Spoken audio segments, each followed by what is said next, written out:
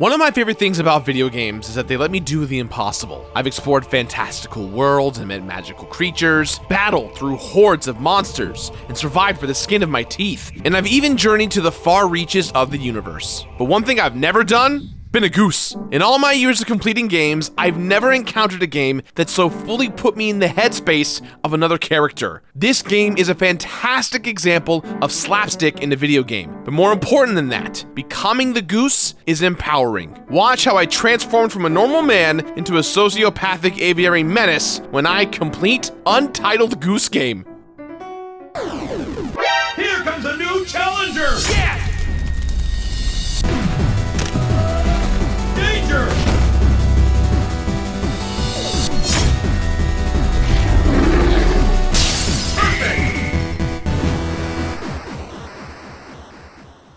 Hey everyone, and welcome back to another brand new episode of The Completionist, where we don't just beat the games, we complete them. Now before we start today's video, I just want to share a quick announcement trailer for the Completionist Legacy Tour. Yes, I'm going on tour again, and I could be going to a city near you. Check it out. I've been on the stage since I was 13, 14 years old. I grew up as a starving actor in Los Angeles, but it wasn't until I started The Completionist where I kind of walked away from the stage and kind of left it all behind me. And this show is kind of a return to form. It's me coming back home, sharing my openness as who I am as an actor, as a person, and really as a character. People have been asking me what the show is about. Is it we're playing games on stage? Are we just kind of messing around?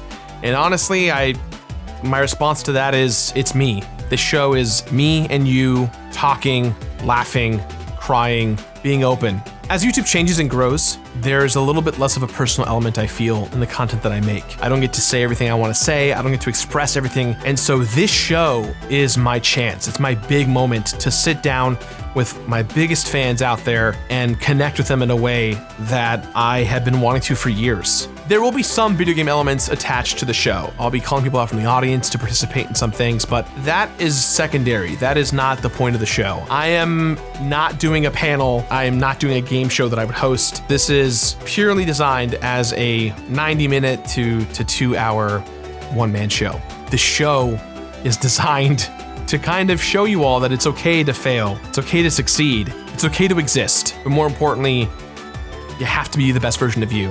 And this is me being the best version of me.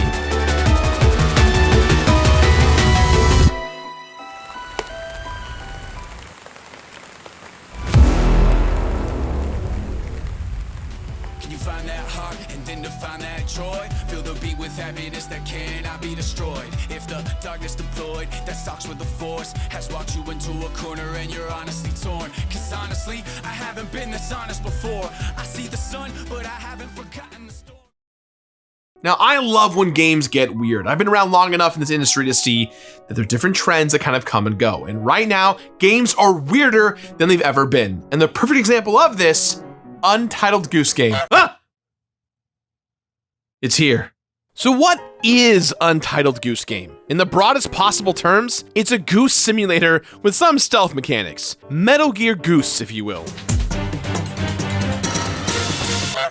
The game is also the indie hit of the late summer, and to me, it's because developers House never compromised their vision of having players step into the role of a goose who never apologizes for anything. This game has been building momentum ever since its placeholder name was released to the world. The internet loved the idea of something called Untitled Goose Game so much that the devs decided to leave it as the name, and ever since, it's become a phenomenon. The game came out just a couple of weeks ago and was on sale for its first week, which means basically everyone with the Nintendo Switch or a Steam account got on board. Even Chrissy Teigen and freaking Blink-182 have shouted out this game. Untitled Goose Game has permeated the cultural consciousness in a totally absurd way. But what's even more crazy is that this game is not as dumb as you might think and is far better than I ever would have thought. Untitled Goose Game throws you right in. The game begins simply with a single honk.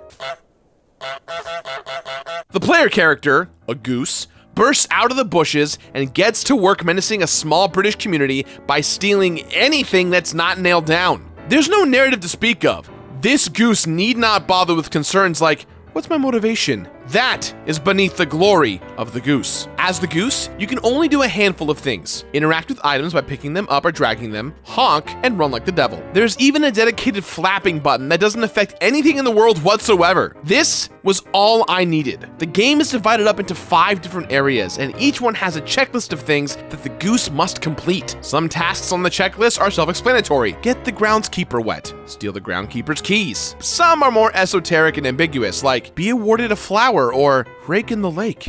What could it mean? Rake in the lake. Rake in the lake! Each of these tasks is a unique puzzle, and completing them, no matter how ridiculous, feels elegant. And there are even extra to-dos that are revealed after the first batch is complete. Something I loved was that I was able to cross off most of these tasks before they were unveiled, a lot of the time completely on accident, just because I loved messing around in the world so much and seeing what I could get away with. Untitled Goose Game is the escapist fantasy I didn't know I wanted. There's no morality system or score to keep track of. I never had to worry about if I was completing my objectives in a clean or perfect way. It's all about stepping into the role of a goose who knows what it wants, and I found that strangely empowering.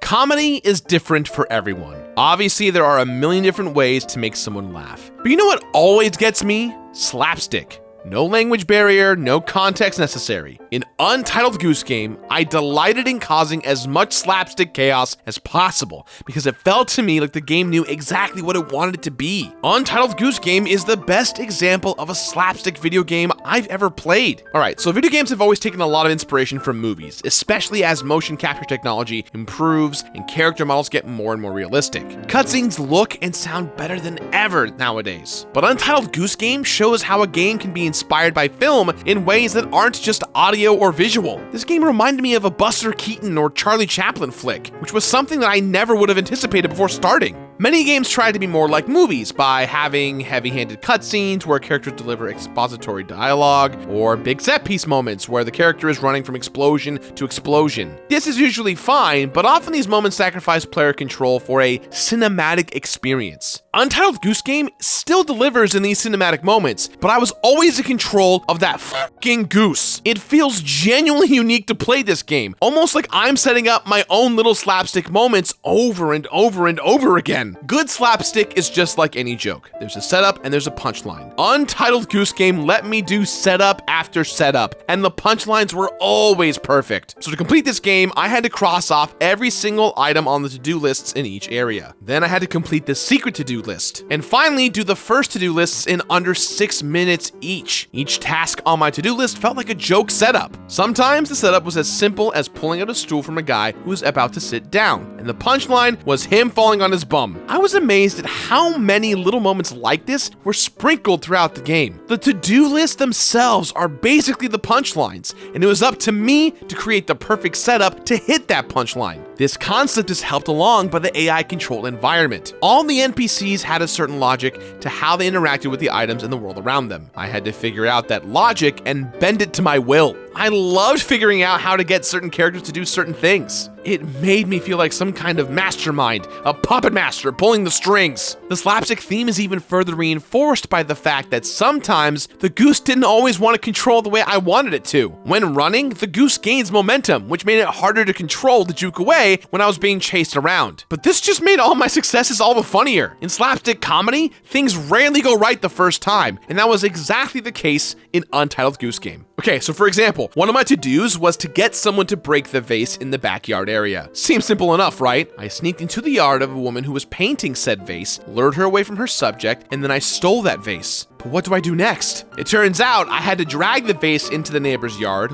wait for him to see it and pick it up, and then let him toss it back over the fence from whence it came, where it then shattered on the ground. It took a little trial and error to figure out the solution, but I felt like an evil genius when I did it. Having to make and execute a perfect game plan over and over again was not something that I anticipated learning how to do in this game, and yet I did. It felt amazing to learn the patterns in the world around me and then insert myself into the pattern to cause more chaos. Goose Game let me poke and prod at the world until it gave way and revealed what more I could get away with. It's just utterly delightful through and through, and every time something was crossed off my in-game to-do list, it felt like a period at the end of a sentence. A perfect little button. Every choice the developer's House made in regards to art direction reinforces this setup and punchline dynamic. The music plays a huge part in this, just like in a silent film. It always kicks in at just the right time. Whenever I started to stealthily creep around or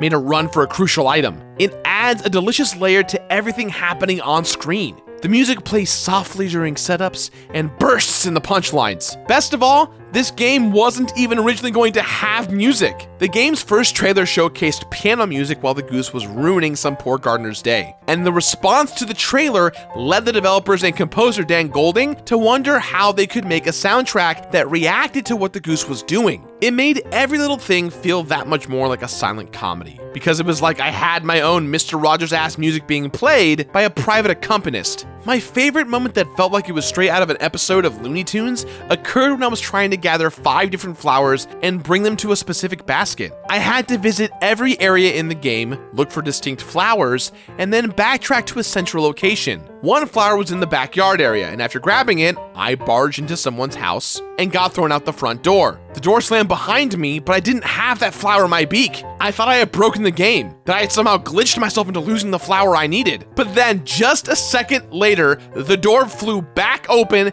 and the flower was tossed right back at me and hit me in the head, as if to say, "And stay out, you damn goose!" Like any good comedy, Untitled Goose Game also knows exactly when to call it quits. The checklist for each area is only a few tasks long, and while some of the tasks can require some trial and error, it was never that difficult to figure out what I needed to do. The jokes always landed for me. Untitled Goose Game took inspiration from a medium I never would have expected and made it into its own thing, and that was incredibly impressive to me.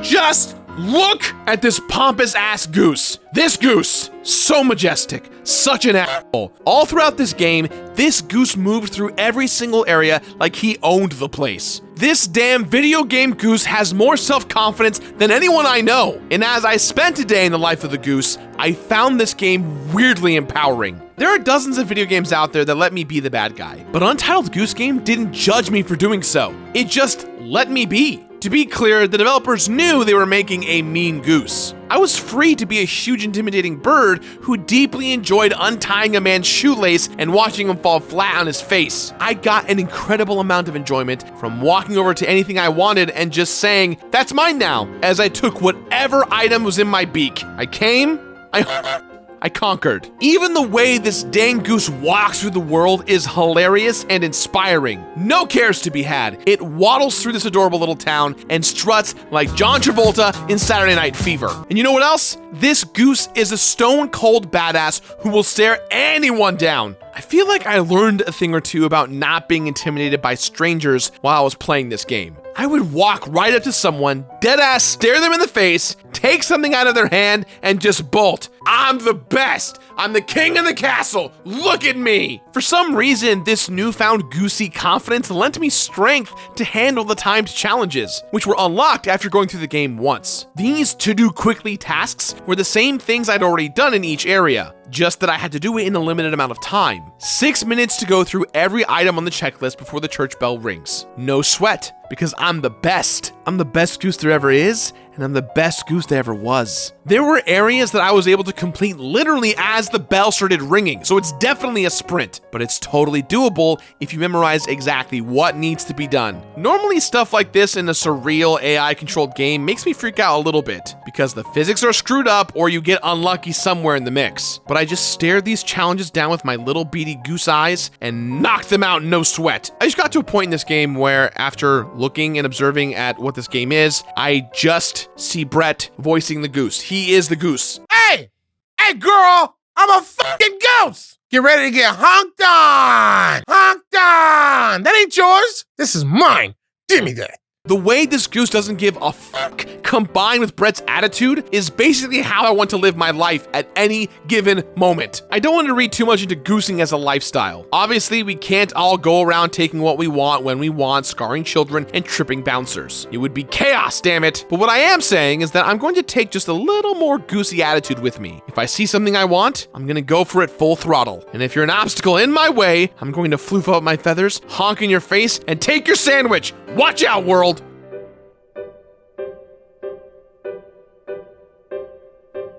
Untitled Goose Game is short and sweet, but packed with exactly the right amount of things to do. The rewards in this game are sparse, but for a game that came completely out of left field and made me grin ear to ear the whole time I was playing it, I was fully satisfied with its endgame completion bonus. Completing each checklist in every area is pretty simple, with just the right amount of trial and error to figure out the Rube Goldberg sequence of events that I needed to perform. Completing every item on the in-game checklists, including the speedruns, wasn't really all that stressful. And the reward for doing every single thing was hilarious. After crossing off the final item on the to-do list, I received a message saying that I had a gift waiting for me at home in the area where I started the game. There was a huge box waiting for me, and when I opened it up, a goose-sized crown. Amazing. I dragged the crown over to the backyard where I tricked the same woman into placing that ribbon on me and tricked her into placing the crown onto my head. And from there, I terrorized the town all over again because now I am the Royal Goose and it was satisfying. When I completed Untitled Goose Game, there were 47 items crossed off my to-do list, including the 15 secret to-dos, with my favorites being trapping the kid in a random garage and rake in the lake. 186 times, I flapped my wings to make myself look amazing and majestic, even though it didn't actually have any effect around me, but still, it was awesome. 635 honks, which I used to intimidate, assert, distract, and startle. 7 hours of total playtime, which was exactly enough. And one newfound no fucks given attitude that I'm taking with me everywhere I go. Year of the Goose, baby! Actually, ain't it the year of the pig right now? With the Chinese zodiac and everything? Year of the Goose! You can't fight it! Untitled Goose Game could easily be written off as this year's Octodad or I Am Bread or what have you. But I think it does something different, and that's why it's caught on as much as it has. The game is genuinely funny due to its great art direction that turns the world into a slapstick playground, and it really lets me get into the mind of a selfish goose, which made me feel awesome and like I could do anything I wanted. It's a short game, but it's an incredibly fun one. I loved earning that crown at the end, and it was never frustrating to do so. So, with that in mind, guys, I give this game my completionist rating of complete it. Complete it! That's all the time we have for today, guys. So please, as always, let me know what you thought about today's episode somewhere on the internet. If you like the show, do me a favor, hit the like button on this video. Leave a comment down below on what episodes you want to see here on The Completionist for games to be completed. And hey, if you're new here, hit the subscribe button, click the bell for all notifications. We do new videos every Wednesday and Saturday. And if you missed last week's video on Ratchet & Clank, you can give it a click or tap right here. Guys, I've been Jordan the Completionist, and I'll see you next week for another brand new episode. Bye-bye.